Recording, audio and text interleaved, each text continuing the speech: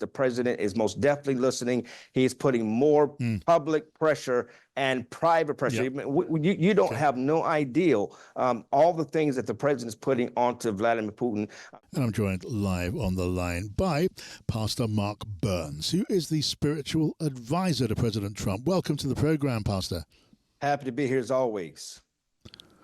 And good to talk to you again. We have spoken in the past. I'm going to ask you this straight away, if I may. And trust me, this is a genuine curiosity, not any level of facetiousness here. It is your belief, I know, that the president was chosen by God to become president for a second time. Let me ask you then, in your view, has President Trump lived up to the faith of the Almighty? Well, absolutely. I mean, again, we have the most Christian president politically and policy-wise than we've had in ages in the White House. I mean, the reestablishment of the faith office, the fact that we are challenging and biological men participating in female sports, the fact that again President Trump chose the Supreme Court justice, nominated Supreme Court justices to return back Roe v. Wade. I can go on and on and on, recognizing Jerusalem as the capital of Israel. For the faith-based community, the president has done exactly what God has ordained him to do, and to bring God back to the center of America. So, Pastor, tell me, late Pope Francis, he very openly criticized President Trump's deportations of migrants. Pastor, was the Pope wrong? Well, of course, the Pope was wrong. Again, the fact of the matter is there were over 700,000 violent crimes that took place at the hand of illegal immigrants that have entered the country illegally. The fact that the president, within the first 100 days, passed the Lincoln-Riley Act so that no one would be able to what happened to Lincoln won't happen to no one else again.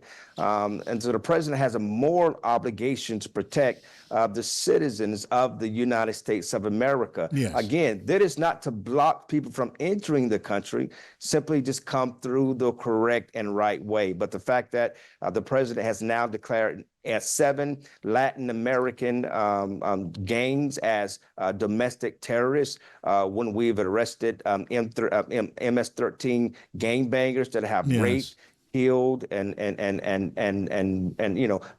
drugs and all of the things that has taken place.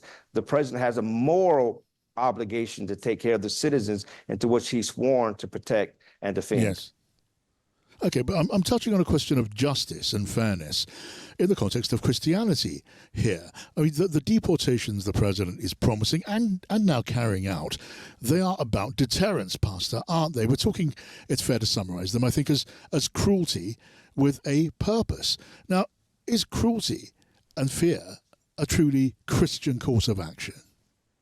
Well, I think, again, let's go back to the Vatican. You mentioned the Pope. You cannot just walk inside the Vatican.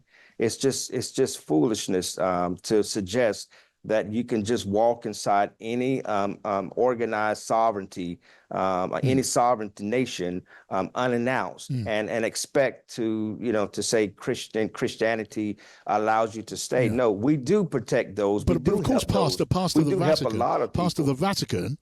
Yeah, but the Vatican, of course, Pastor, does not send people who walk into the Vatican, with or without permission, to foreign prisons with no due process. And this administration does do that. Is that in tune, in your judgment, Pastor, is that in tune with Christian values? Well, I think the real question is what is the moral obligation of the president? Remember, the president of the United States of America is not the pastor of the United States of America. Now, ask me for my point of view, from my positioning as a pastor, what I would do. And so for me, I would, again, if these are criminals, they deserve to go to jail because the Bible says we reap what we have sown. And these individuals that have been, and there was due process. I mean, again, that is fake news to keep repeating that the gentleman that you're speaking about that was sent back to El Salvador, that he was not, there was no due process. Remember, he has a criminal record, right? And the fact of the matter is he and his own wife or ex-wife talked about how violent he was. And so it's a democratic cry, it's a political cry in this misinformation. Forgive me for interrupting. interrupting. Forgive me for interrupting, but you'll understand we're just so short of time. And there's something I do want to ask you about. I know, Pastor, you have been to Ukraine, and you came back from Ukraine with an altered view of U.S. policy. Please do tell me about that. Well, again, it just goes to realizing that Ukraine is bigger than a yellow and blue flag that you see on CNN or Fox News. They're real people, real living, breathing people. And when I was able to get through the fake news of media, and that includes the left and the right, both sides who gives misinformation to sway a particular popular ideology. I realized that when you see the 700 churches and mosques and synagogues that have been destroyed at the hands of the Russians, when you hear about the killings and you see the white bandanas that was designed to be a sign that these are non-combatants, but these Russians took the same white bandanas and they tied the hands of innocent civilian people and shooting them in the back of the head. When you hear the 20,000 kidnapped children that took place, left and right politics goes out the window. Democrat, Republican goes out the window. Whether you like Zelensky, whether you like or dislike President Trump, all of that went out the window. These are human beings. I'm not speaking for the government of Ukraine, but the innocent people. Somebody needs to speak up for them. And I'm happy the president is listening, and I'm happy that that there's a deal that's coming to the end of the table soon. Okay. Well, look, Pastor, from all you say, you speak with great conviction, and I can see that it's rooted in your moral sense as well. But the president is not taking your advice right now and acting against Putin for the reasons you set out there. You seem to be on a different page. You're allowed to be on a different page from the president. Of course you are, but you do seem to be.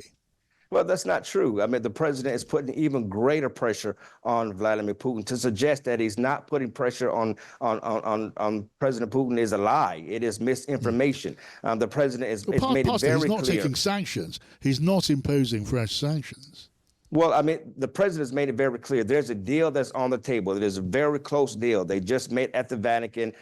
Information is being passed. The president is most definitely listening. He's putting more public pressure and private pressure. You don't have no idea all the things that the president is putting onto Vladimir Putin, trying to prevent from having these secondary tariffs on Russian oil and to those that will buy Russian oil. He's trying to prevent that from happening because it will just cripple the economy of the innocent Russian people, that are there. He doesn't want that happen to them either. But the president will do it if Vladimir Putin doesn't come to an end.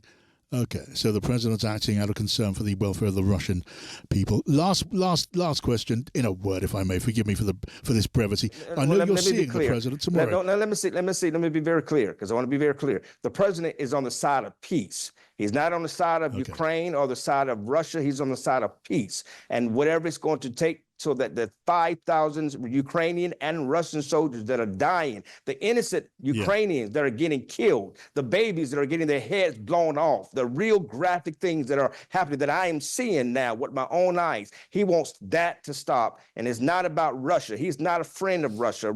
Putin is evil, but the president wants peace. He is not friends with anyone that are aggressing, killing people. That's what the president is stopping. Okay, Pastor Mark Burns, Pastor to the President. Thank you for joining me, Pastor, this afternoon.